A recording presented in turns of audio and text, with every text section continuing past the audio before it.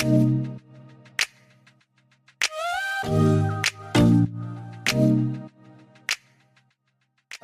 afternoon, everybody. Thanks for joining. My name is Josh Owen. I'm the CEO at Cycle Labs. We build enterprise-level test automation software targeted at improving the speed and quality of supply chain software solutions.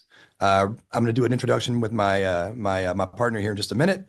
But thank you for joining us this afternoon. We're going to have a fun discussion. We're going to keep it casual. We're going to keep it probably relatively brief, maybe about a half an hour or so. But what we're going to do is we're going to talk about how test automation is a catalyst and a key to modern supply chains.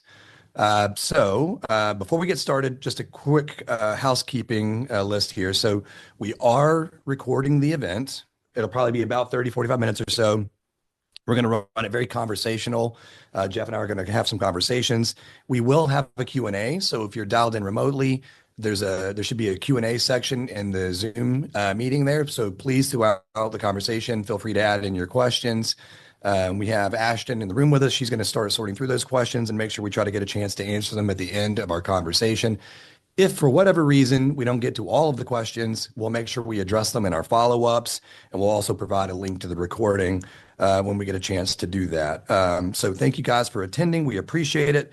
And with the admin out of the way, we're gonna dive in. So with me this afternoon is Jeff Jones. Jeff is the technical director at Envista. He oversees the Cycle Labs partnership and also the Kerber practice at Envista. Jeff, maybe you can take a minute and introduce yourself. Yeah, that's right. Hey, Josh, thanks for having me today. As you said, I'm with Envista, director of technology there, and lead the Cycle Labs partnership. Envista is a solution integrator in the supply chain space, covering pretty much all the supply chain needs that customers may have. So very excited to be here today and talk about automated testing. Well, I appreciate you being here. So first, I want to talk a little bit. I'm going to kind of ground the conversation in a personal story, right?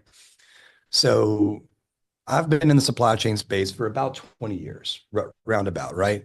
One of my first projects was the original iPhone launch. It was back in 2007, right?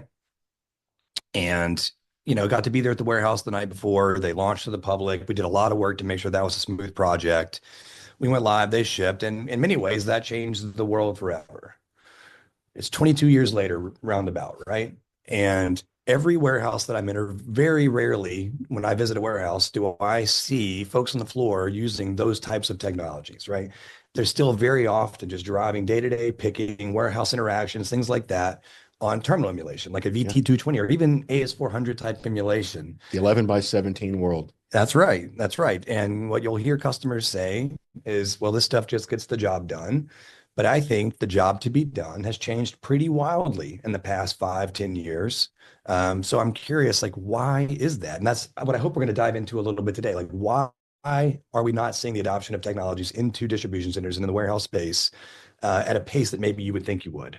Yeah, I think if you step back, the supply chain space has been slow to adopt technology. I'll say in the middle. We focused a lot on the customer-facing technology. What's my website look like? My payment processing and security, all of those different types of things. But now with the shift in the customer buying pattern, right, the supply chain technology space is being forced to evolve and adapt, and in some ways catch up more quickly than ever has before.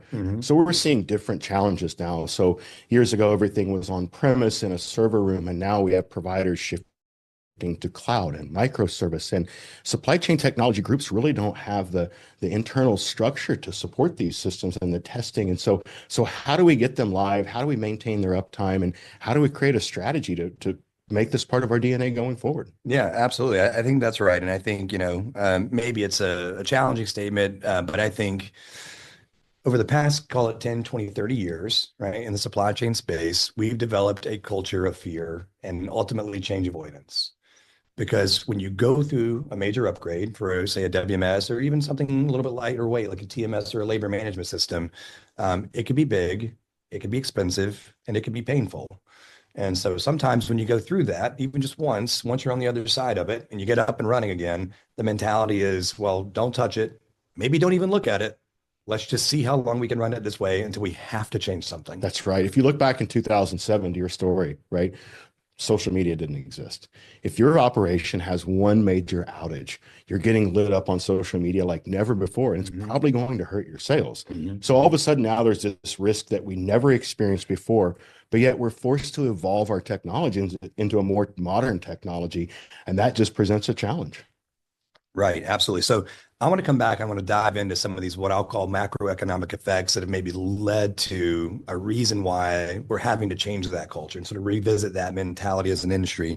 But first, since we're talking about test automation and we're talking about modern supply chains, I wanted to take a minute, kind of define those terms a little bit, Sure. right?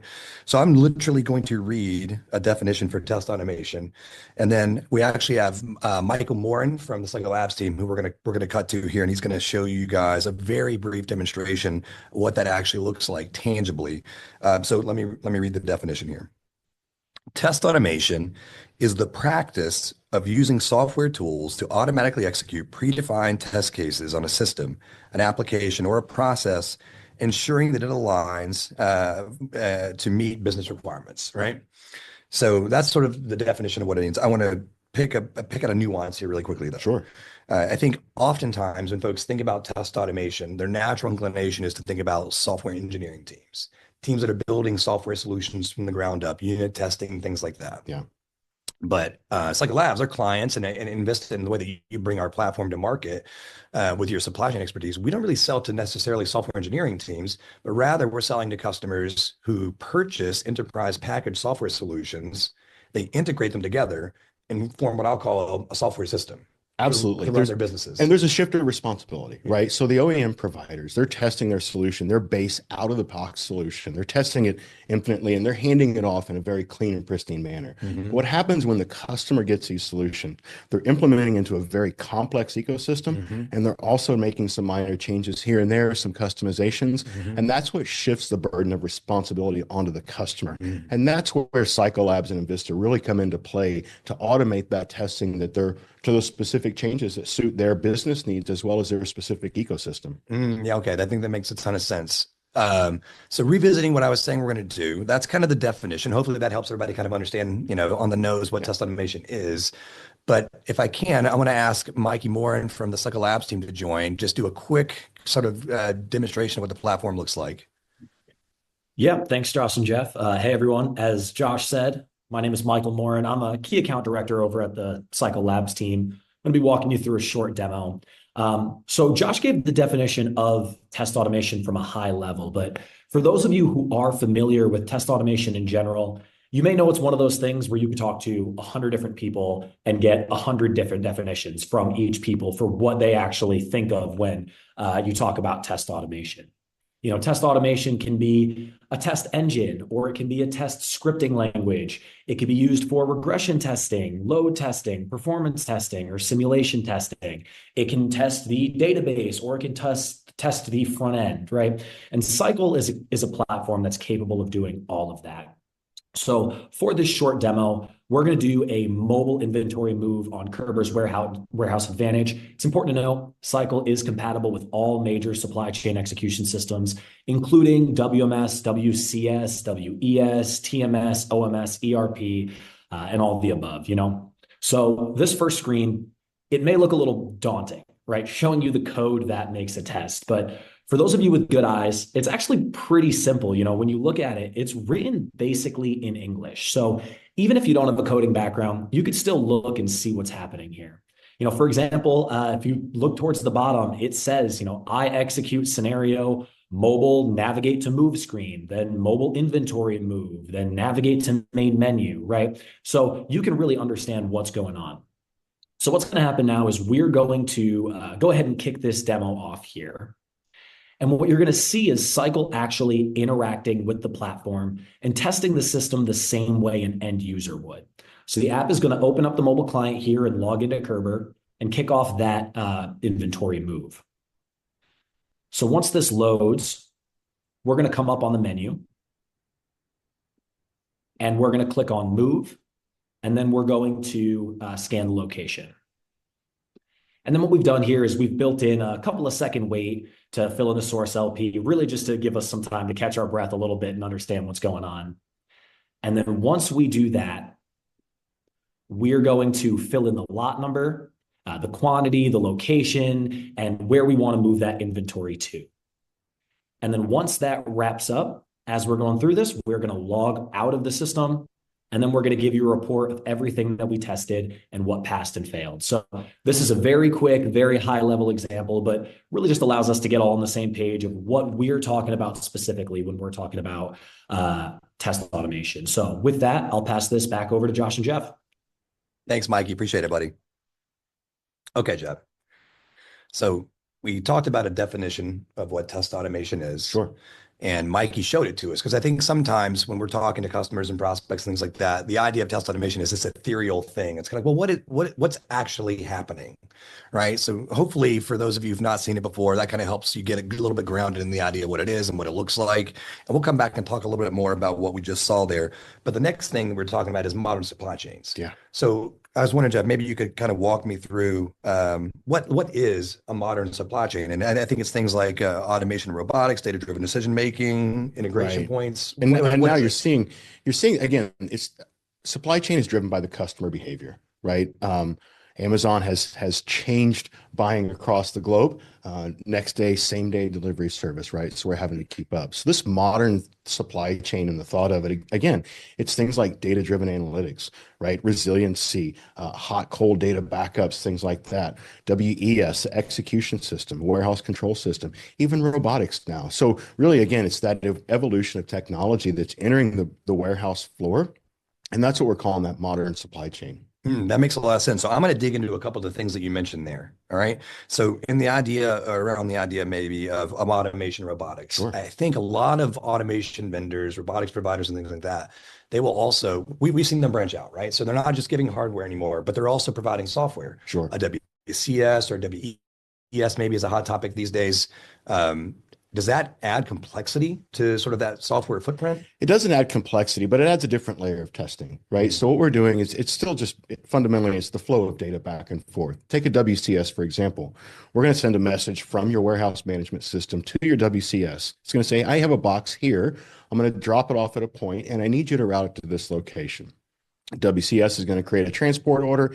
It's going to use its PLC, drive it through the warehouse and drop it off. And it's going to send a confirmation back to your WMS. So it's really just the flow of data. But where the complexity comes in is your WCS getting the message in the format that it expected? Is it sending the confirmation back? What about error messages, error types? It's all about data integrity. And how do we manage when that integrity maybe doesn't exist? No, I think that makes a ton of sense. I was just on site with a customer last week in upstate New York, and they had a lot of automation, which was really, really cool to see.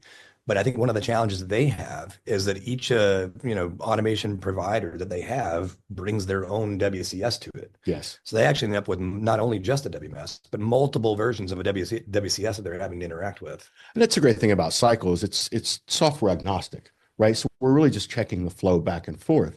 And one of the great things about Cycle, when you look at compared to manual testing is, these conflicts that happen, right? I have two put away drivers that go to the exact same location at the same time. It's very hard to test that in a manual environment, but with Cycle Labs, we can actually test scenarios like that. We can performance test, load test, stress test, and really truly get a defensive strategy to move the solution forward in ways that we never could historically. I think that you hit on something there that's a really key point, right? Like back in the early days in my roles of sort of deploying WMS systems, I would often test some of my own changes.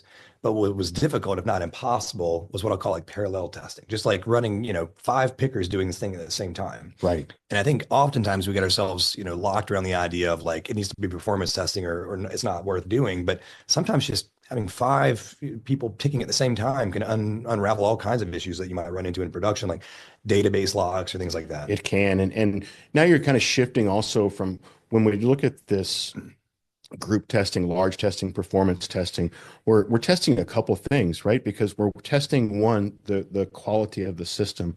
We're also starting to look at what's the customer experience. By customer, I mean the user on the warehouse floor. We implement these systems. It's a substantial amount of change management. And that is one of the bigger risks that companies look at. How am I going to manage this change to the end user? So we're ensuring quality by making sure we don't get deadlocks, making sure that when I scan something, I'm not getting the spinning wheel to nowhere, right? So now all of a sudden, when I promote that change on a Thursday night or whatever, My warehouse users are excited to come in and use the new system because they know that it's been put through the rigors with automated testing and Cycle Labs and Invista. So they're embracing it. They're ready. Whereas before they may have been a little bit nervous to come in on Friday for fear of what could have happened with a promotion that wasn't fully vetted. So that's a great point, and I want to come back to it here in a little while. The idea of building trust with the users, right? I think that because if you've ever been a part of a Go Live, I'm sure you would attest that one of the biggest things that can make or break it is building trust with those folks who are out there. Absolutely. Okay. So we also talked a little bit about another aspect of modern supply chain, and this is something that I soapbox a lot, is resiliency, right? So I think, if there's anything that we've learned post-pandemic, it's that as an industry, if we can count on something, it's change. Right. Sourcing from a different vendor, I can no longer get this. I need to go direct to consumer, whatever the case may be. The way we used to do things isn't necessarily what's going to help us progress into the future. Right. And if you look at what happened during the pandemic, right? Those companies that were most successful were the ones that were able to pivot their business model to a truly e-com world. So now when we step back and say, well, how does that really apply to automated testing? Because as you said earlier, testing has been a roadblock. It's been a necessary evil. But if we can integrate automated testing into our DNA, then all of a sudden we start to embrace innovation. And now we start to challenge our developers saying, okay, what can you set me up with next from a process perspective? Where can I pivot to? So we're really positioning the organizations to adapt to whatever challenge may come next, even though no one can define what it is. But with automated testing, there is that freedom to innovate, that freedom to evolve, and move the business forward. Yeah, and I think that's right, Jeff. I think what we're trying to do as a platform and in partnership with Invista is actually change that culture, right, in supply chain to say, hey, change avoidance doesn't have to be the way we think about things, right? You actually can measure risk and account for it in advance and make the changes you want to make when you want to make them. Right, and be empowered to do so. If you think of historically a developer, I'm going to develop a picking change. I've spent hours and hours and hours developing this change. A little bit of fear, right? I have to manually test it. I don't know all necessarily. I don't know, or I can't execute all the manual tests that I need to. I'm in fear of that Sev1 call at midnight or 1 in the morning where now I have to troubleshoot, right? But with automated testing, what we're doing is actually freeing up those developers. We're allowing them to do that unit testing. Using tools such as GitHub and things like that. Once they check that code back in, we can fire off a series of test scenarios. And so your developers are more confident by the time it goes to unit testing, or excuse me, functional testing and things like that for your end users. And they're also more productive because they spend their time doing more development work versus testing. So I want to dig into that for a minute. That's an interesting point. So when I think about, back to my role, when I'm helping sort of deploy these sort of large enterprise WMSs, if we ran into an issue, right, oftentimes there's maybe a particular module, some aspect of these systems that is heavily used in a bunch of different processes, right? Inventory movement is oftentimes one of these critical modules, right? It's used all over the place in a warehouse for inbound, outbound, replenishments, the whole 9 yards. So if we need to make some adjustment to some of that logic, in the past, I probably would have almost created a Band-Aid, a wrapper, right? Something that handles these very particular one-off scenarios. You would have created tech debt. I would have created technical debt. Exactly. And then what happens is your system becomes laden with this technical debt because of the manual testing and just the lack of thoroughness it provides. So with the system laden with tech debt, now you look at your upgrade path. Upgrading isn't quite as easy as it once was. So now you're 3, 4, maybe 5 major versions behind your provider and where you need to be. And your upgrade path becomes a major full-blown project, which is why we see a lot of companies delaying an upgrade for 5 to 7 years. Right. That makes sense. So I basically have the ability to account for whether or not I have or haven't broken something when I make this change. If I'm leveraging a test automation suite, that gives me the confidence to make the right change as opposed to creating some one-off wrapper that then we have to maintain for the rest of our lives. You're making the right change. And I would say that it enables you to test more thoroughly the scenarios that you may encounter in the warehouse floor. That makes a lot of sense. So back on this resiliency topic, right? I think we hear it a lot these days. Supply chain should be resilient. And I'm going to challenge that a little bit because I think purely focusing on resiliency is this idea of like doing today what you did yesterday and doing it faster and doing it cheaper. And I think that's worked really well in the supply chain industry for a long time. But I think what maybe helps companies win in 2025 is not just the ability to continue to do what you've always done, but to create process improvement, to innovate, to go direct to customer, to do all these things that maybe you haven't had to do in the past, but doing them faster than your competition. Right. So a few things on that, right? We're looking at resiliency. How do you keep up with tomorrow's challenges? How do you innovate faster? How do you deliver? How do you enable your delivery team to deliver faster to your end users? That is all supported through automated testing.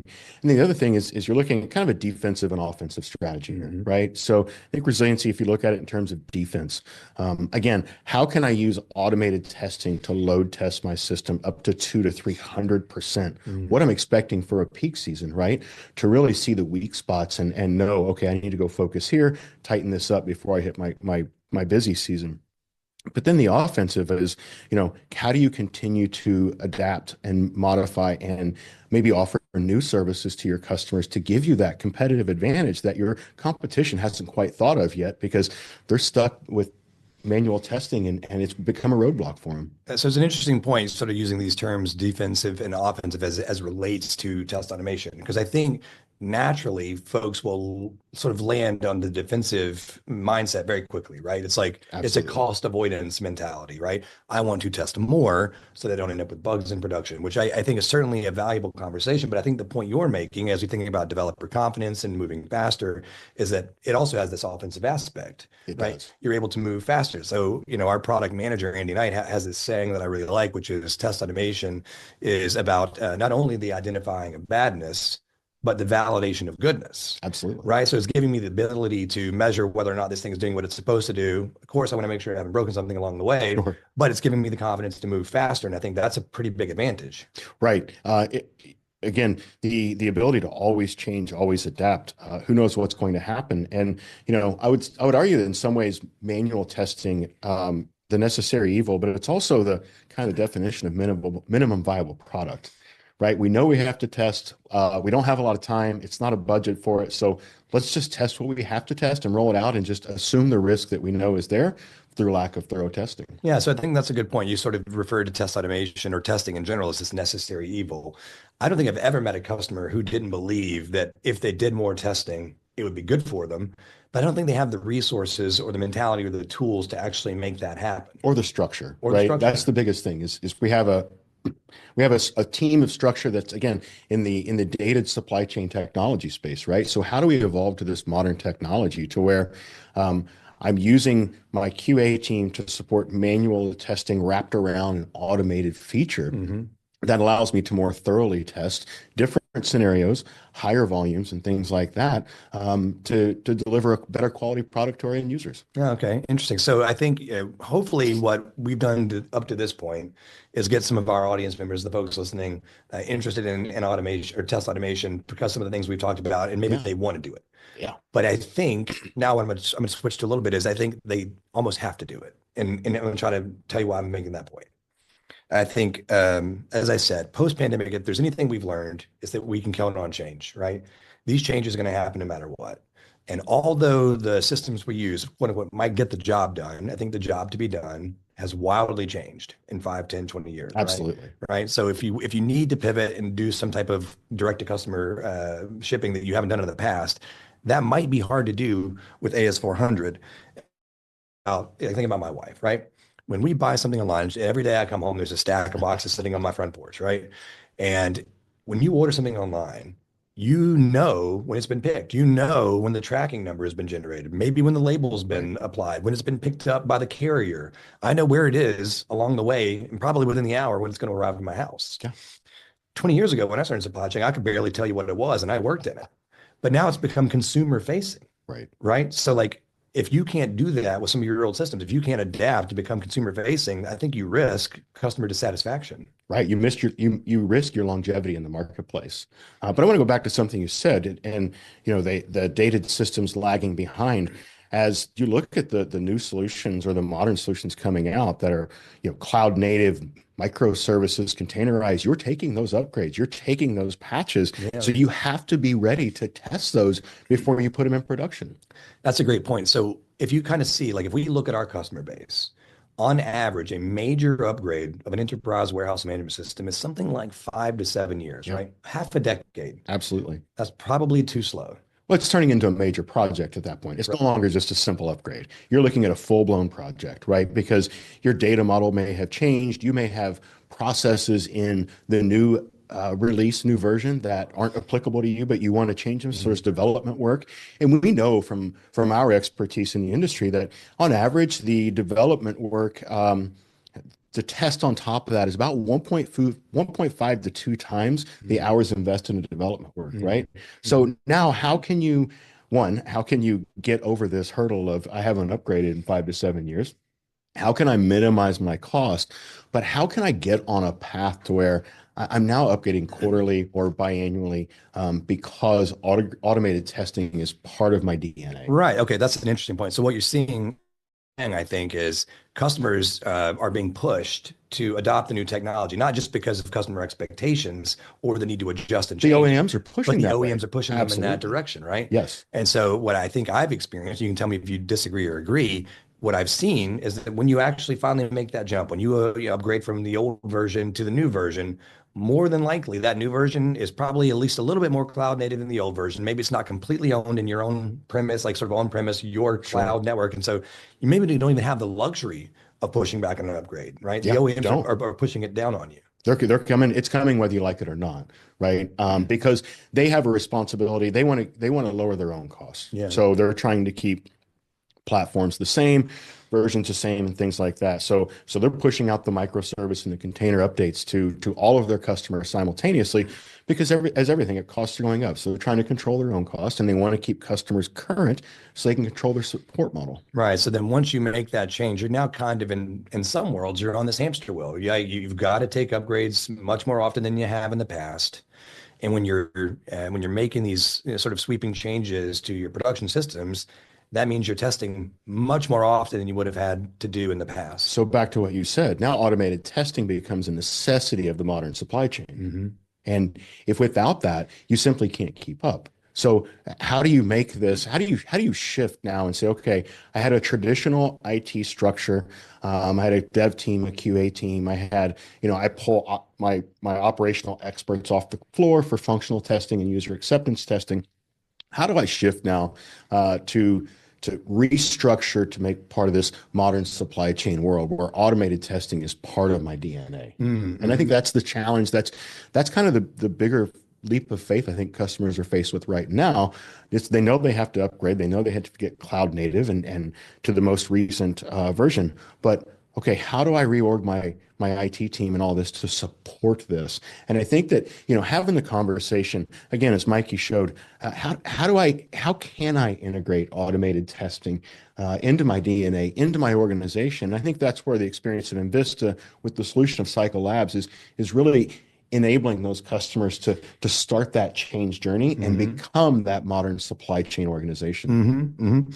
Yeah, so I'm gonna say one more sort of challenging cultural thing I think that we run into in the supply chain space, which is every now and then, every couple of years, you'll get some net new technology, and everybody's pushing it, everybody's talking about it.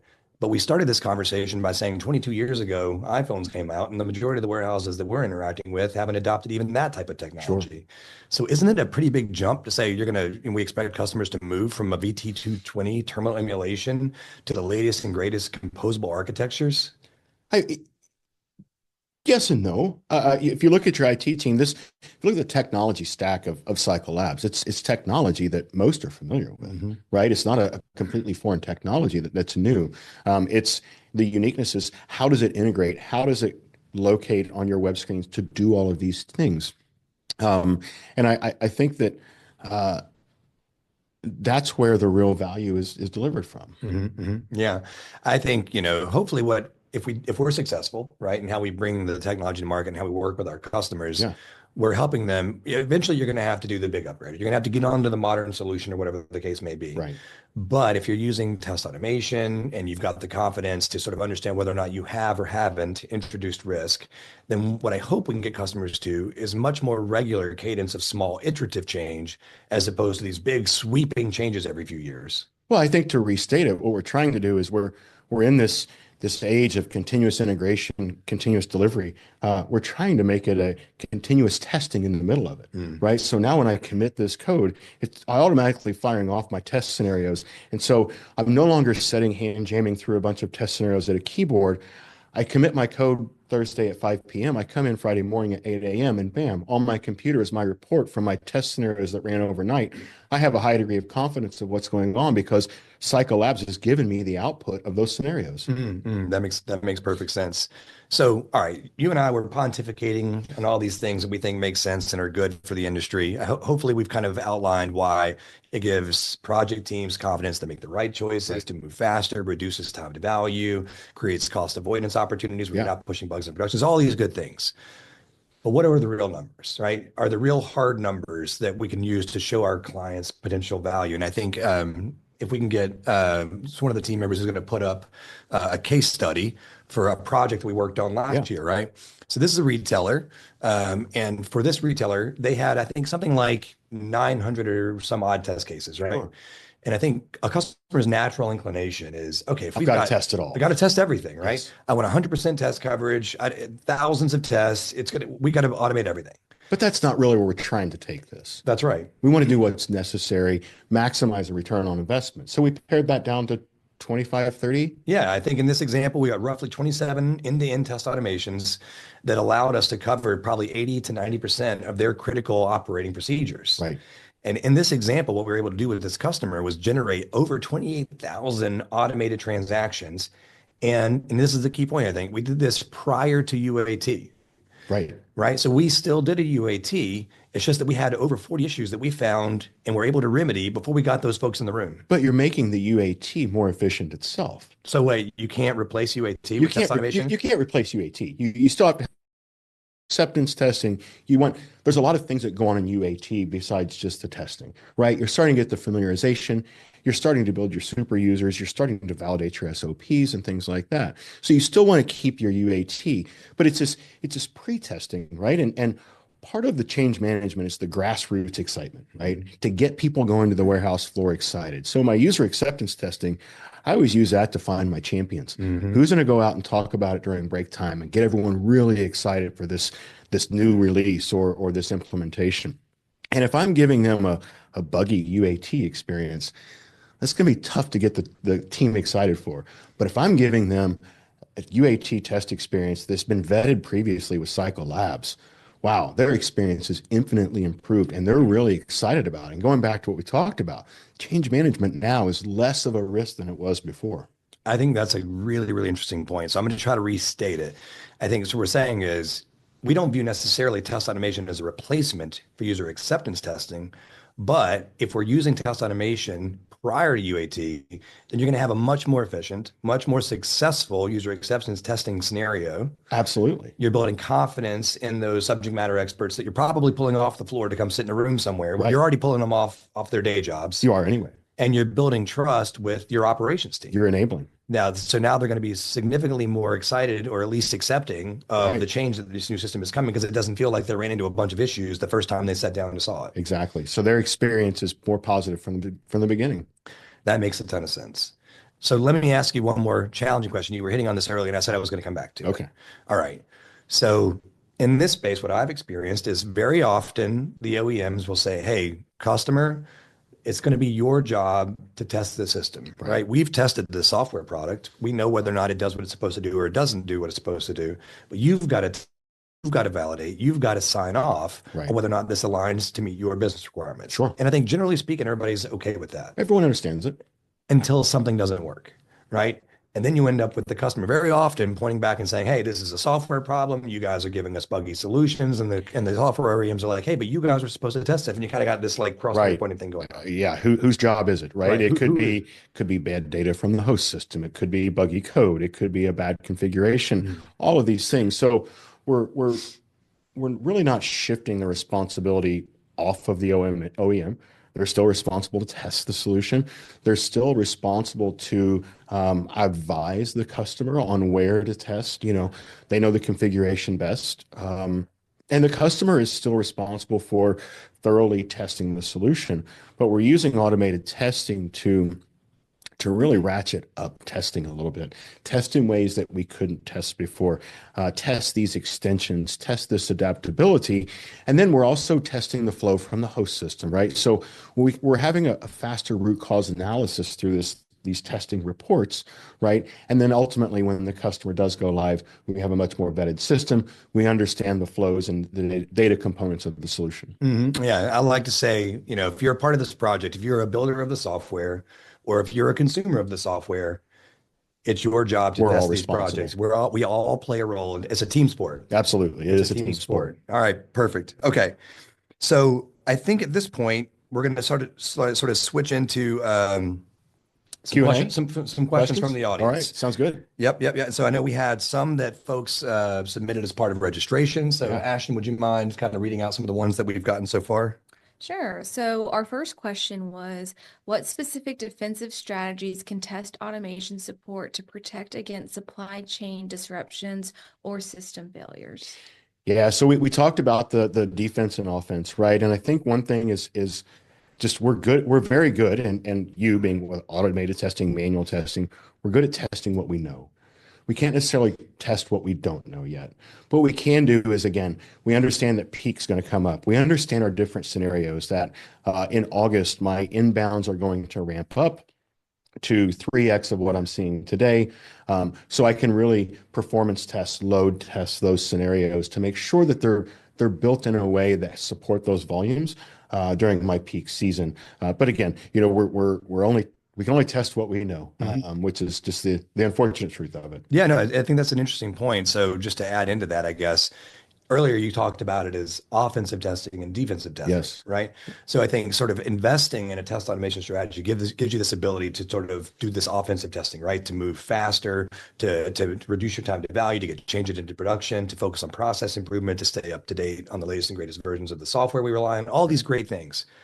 However, it's not necessarily a predictor of the future. It's not. Right? There are going to be things that we run into. Maybe it's an issue, maybe a security bug, whatever the case may be. Right. But what it does give you then is the ability to react much faster than you would have in the past. If you needed to run through a 4-week testing cycle to get a change into production, maybe you can do that in half the time. Right. And I look at it as, back to the offensive and defensive, right? Yeah. The defensive is I'm testing against my known upcoming challenges. My offense is I'm able to pivot and pursue different branches of things that may happen or may not happen, but I can still start to architect what that response may look like. I can test against those scenarios that I can predict or brainstorm. And so I can start moving that ball and increasing my preparedness. Yeah. So if I can just opine on a cultural challenge I've seen in this space for a long time too, just to continue down this path, is I feel like traditionally we've kind of, especially if you're on a services team, if you're part of a go live, you view that day that you flip the switch, the go live, that's like the finish line, right? It's like the starting line. Right. It's truthfully, it is day one. It is. It's a starting line. And I always say that the organizations that go live in a system, the ones that have the most success, that in parallel, they're running their change management, right? How am I improving? How am I going to continuously evolve and adapt my system to modify, improve my customer experience, to increase my efficiency, to increase my quality? Those are the ones that are true champions of solutions and technology. Right. So while we're going through these projects, while we're planning on flipping the switch over to some net new version, the world hasn't stopped moving. No, it hasn't. We're still onboarding new vendors. We're still doing process improvement. There's all these things that we have to fold into that production system on day two. Absolutely. We may be changing vendors. We may be changing die lots. We may be changing a myriad of things. So again, I think that automated testing helps increase our preparedness for what may happen. That makes a ton of sense. What else do we have, Ashton? So our second question is around how to test communications across multiple platforms, such as the PLC, WCS, WES, AMR, AS, RS, etc. It's Yeah. alphabet soup. Alphabet soup, right? Acronyms everywhere. But you still, we're testing the message traffic, right? The flow of data back and forth. We can measure APIs, we can measure response times.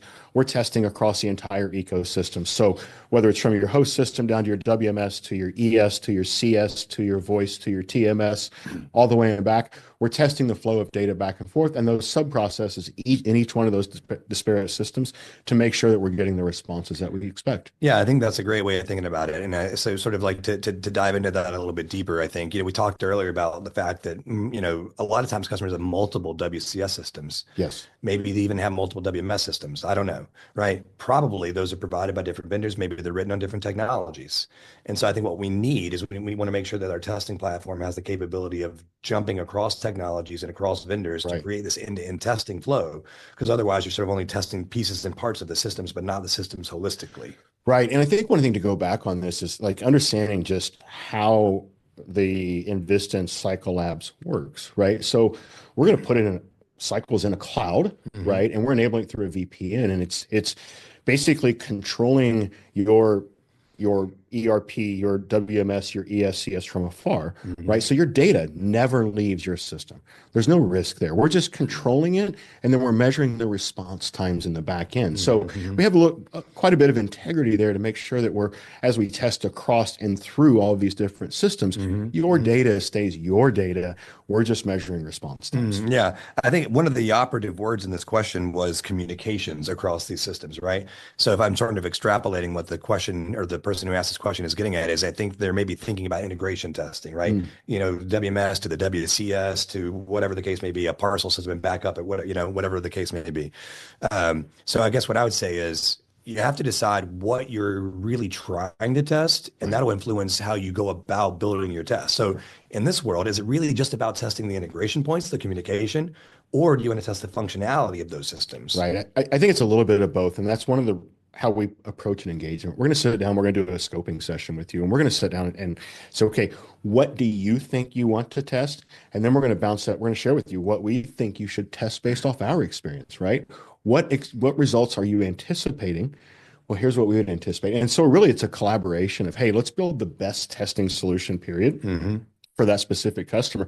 Understanding from customer to customer, those needs may change. So it's a risk-based approach. It is a risk-based approach. Yes, we're trying to get the biggest bang. So those processes that have the heaviest load on the database, the most complex stored procedures. Again, the inventory move is a famous one that's always tested because that really is the root of all your movement of product inside of the warehouse. Can I ask a challenging question to sort of?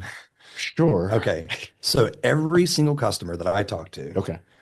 well, I naturally say, but we're unique. We're different. How could you ever build a test automation solution? Because we're so wildly different in how we've approached building our WMS. We are all special in our own way, Josh. But in the end of it, let's face it, supply chain is still moving boxes.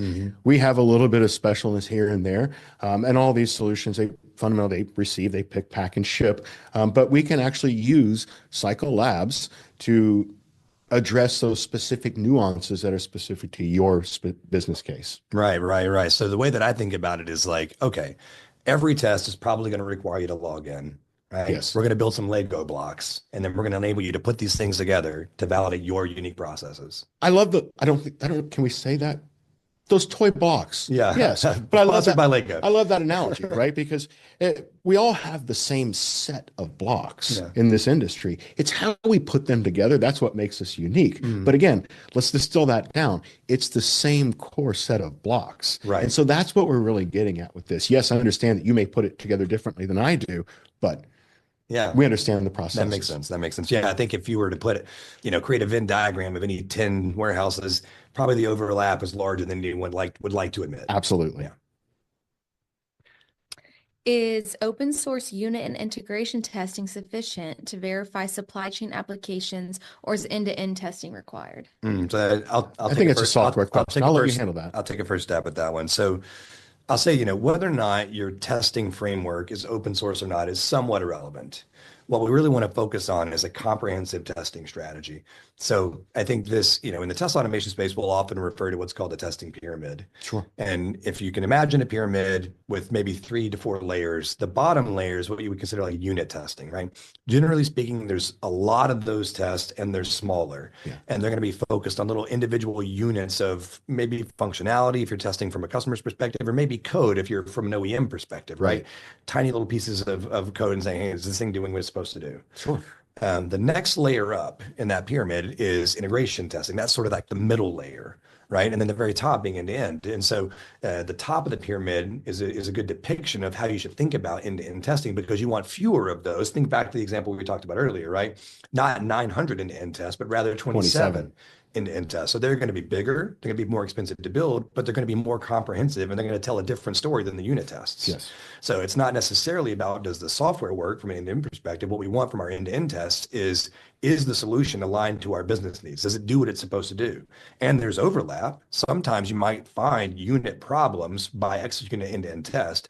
Rarely do you find end-to-end problems by testing units. So what you want is a comprehensive suite across all of these. Okay. Right? So I guess my answer would be rarely is any one individual approach the right one unless you use all 3 layers of the pyramid. Absolutely. Couldn't agree more. Yeah. Will you develop a Mac OS version of Cycle, and how far is the development of the Linux Cycle version? Okay. Very Another software explicit, question. platform question. So I think if our product manager were here, he'd tell me not to commit to anything. But I think probably what you would see is in the release that we put out this week and in the prior release, we've really started investing in a VS Code extension. Okay. And so as we started to think about sort of like our power users, the folks who are really technically driven, the people who like to get under the hood and do a lot of the heavy lifting in terms of test construction, that's an IDE that they're comfortable with, that they like, that has a lot of functionality in it. Okay. And so rather than continuing to focus on building out competitive type of IDE functionality, we're putting our R&D dollars into innovation beyond just the IDE itself. Yeah. So probably what you'll see is more and more reliance on the VS Code platform, but rather than focusing on additional sort of like operating systems, we'll probably focus more on web native interfaces that is a little bit more transposable across architectures and things like that. I imagine that's where we'll take things. Did I just see a Kerber WMS test bundle like we got for Blue Yonder? Is that you want to take that from an Envista perspective?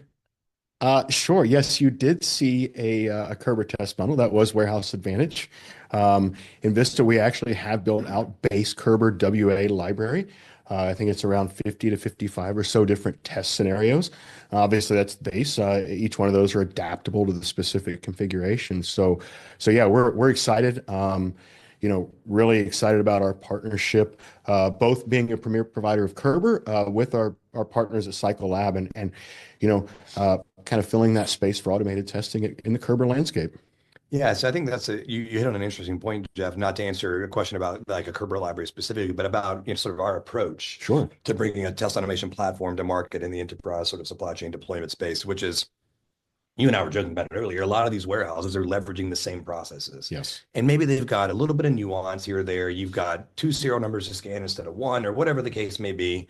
But if we built this foundational set of tests and building blocks, then the onus of building all of your tests from the ground up is not put on the customer. Right. We can actually deploy a comprehensive test automation strategy much more cost effectively than if everyone had to build everything from the ground up. Exactly. Yeah, so that makes sense. How does the automated test platform handle test scenarios for a WMS where inventory might not exist or meet the test scenario? So that's a great question. Test data. Yeah. Right. I think looking at that, and you and I spoke about this at length yesterday, and the quality of test data and what does satisfaction look like. I think when you're going back to the testing triangle, when you're at unit level testing, fake data will do, right? But I think as we progress higher and higher up that pyramid, we're really trying to get production quality data into that test system. So we're testing apples to apples. I really want to make sure that we're testing underscores and spaces and things like that in the right place the further up that triangle we get. Yeah, exactly. I mean, whether or not you're doing it in an automated fashion or whether or not you're testing manually, bad data means bad testing. Bad data is bad testing. Right. No way around it. Yeah, and it's funny. I was on a conversation earlier with a partner of ours, and we were talking about, they've got an opportunity where they want to leverage test automation, but it's basically a greenfield facility. There's no data in this system yet, and they're saying, well, how do we get started? Yeah. And like any good consultant, it depends, right?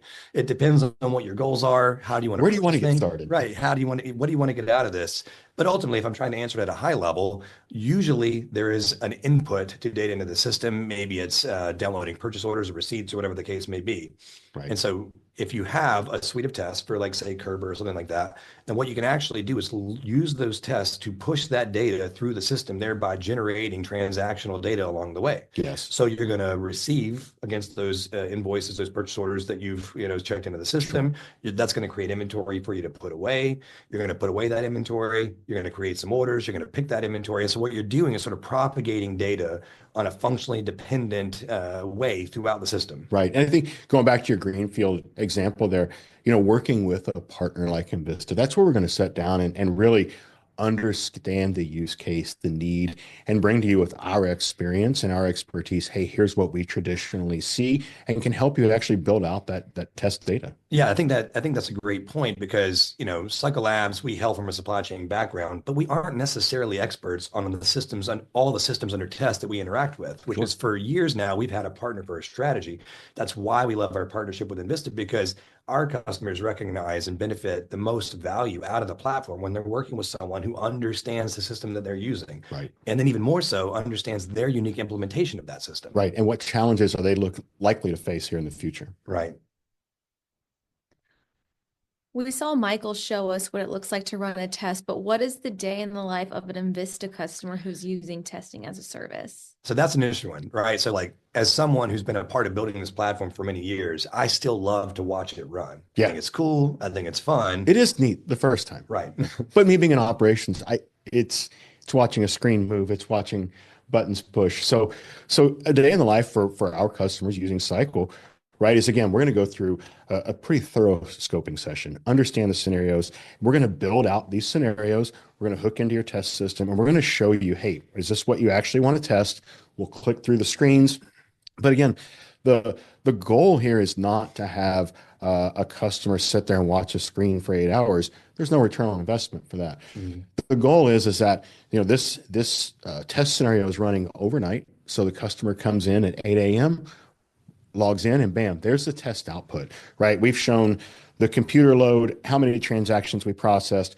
We've been able to highlight any transaction that may have hung up. It may have provided a deadlock or any other issue like that. So the day in life of the customer is really just working with us to analyze the output of the test scenarios, and then we're going to help them go find the issue to optimize that system. Yeah. So as much as I love to watch it run, the real value is doing something else valuable with my time while the test. The real value is pushing yourself away from the computer and letting it run. Perfect. So what about data? We all know bad data makes a bad test. How do we deal with the data problem?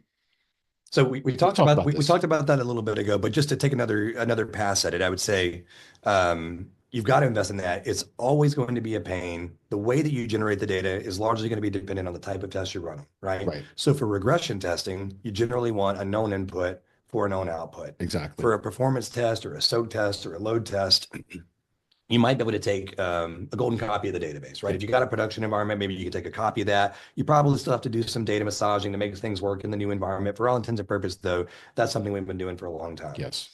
If not, I think we've already talked about it. You can generate data using the platform itself. But let's step back. And if a customer is not willing to accept the responsibility of data integrity in a test environment, right? What is the one thing that will make a go live go bad?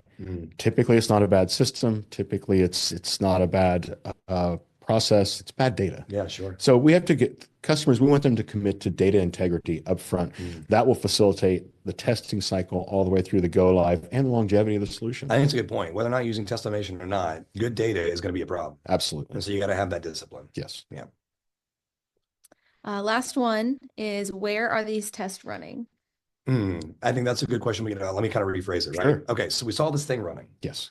We did. But where is that? If I'm a customer, where is that taking place? Is it on my server? Is it hosted somewhere? Are you guys running it? Where do we set this stuff up? Yeah, great question. So in Envista, we're going to host it in our cloud environment, the Cyclelab. So your Cyclelab instance is hosted in our environment.